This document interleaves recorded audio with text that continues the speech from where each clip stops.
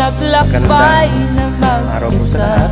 Nandito po ngayon tayo sa bayan ng San Antonio, Quezon. Ang aking Meron po tayong binibenta na property na kulang-kulang pong mga kaapihan 5 dinanas. hectares. 4.5 atapon. Yan. Ihahanap ng kalunasan. Ito po yung kubuhan nyo ng property. Kalamansi. Kami inamak ng Po ay may mga lubusan. patubig. Yan. Inapit, Kapit po ito tinatawanan. sa Cemento Road. May linya po ng internet. Kami itinuring na basahan. Area ng ay Sila po yung ba'y kanyang kabuhan. makatuwiran? Kalawasian.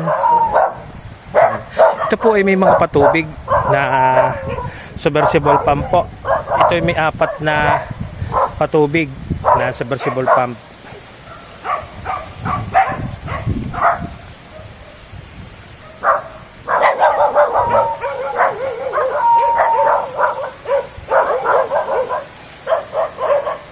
Ito po ay 6,000 na puno ng kalamansi. Yan. Ito po ay mayroong bahay at saka bodega. Yan po yung isang bahay na may bodega.